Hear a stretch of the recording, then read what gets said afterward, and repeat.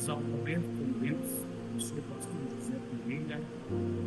Eu tenho uma palavra para o seu conclave espiritual. Eu quero fazer uma leitura do livro de Neemias, capítulo de número 1, verso de número 4, que diz assim: e tendo ouvido eu essas palavras, me assentei, chorei, lamentei por alguns dias, estive jejuando e orando perante a Deus. O livro de Neemias é um livro composto por 10 capítulos.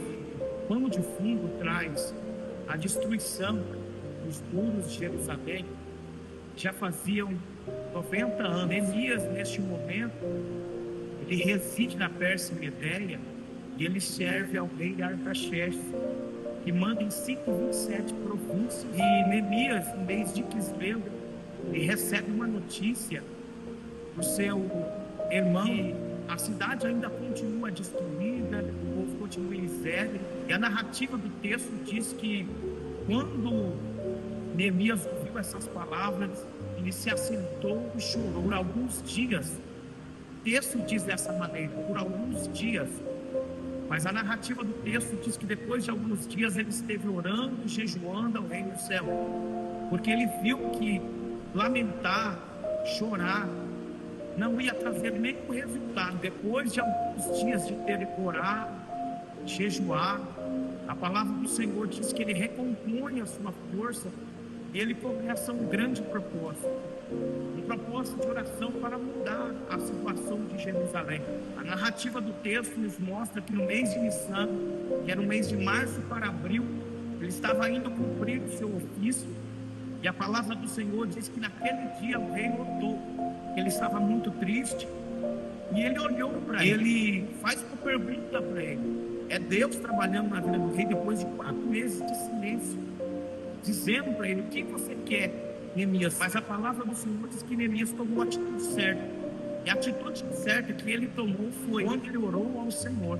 O Senhor lhe trouxe uma resposta, pediu para que liberasse ele para voltar para Jerusalém, e ali ele pudesse mudar a história. Mas nesse momento nós notamos algo, que quando Deus dá a resposta a Neemias, ele talvez diminuiu, criando um complexo de inferioridade, acreditando que ele não podia mudar a situação de Jerusalém. Nós temos que entender que Deus não vai levantar outra pessoa a não ser aquela que está orando, aquela que está jejuando, aquela que está pagando um preço. E quando Neemias pede para o rei para liberar ele, talvez aos olhos do rei, o que Neemias pode mudar em Jerusalém? Ele chama um escriba e manda escrever uma carta, porque nas faixas de divisa dos territórios vão ter fronteiras, vão ter soldados, vão ter impedimentos naquele lugar, e as pessoas não vão respeitar Neemias. É por isso que o escriba escreve uma carta e o anel selo do rei é colocado sobre a carta. Por quê?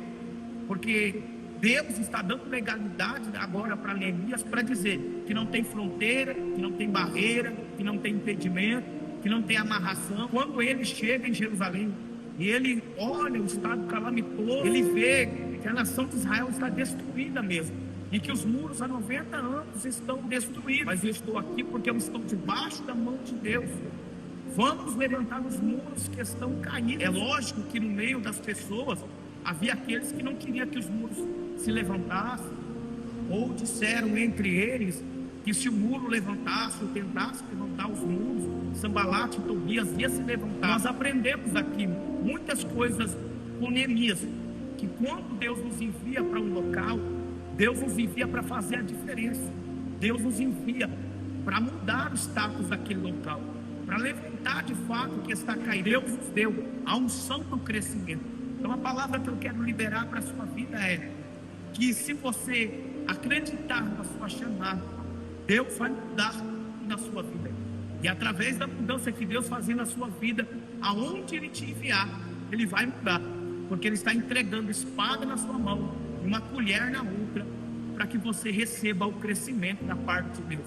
Fique com essa palavra e que Deus os abençoe.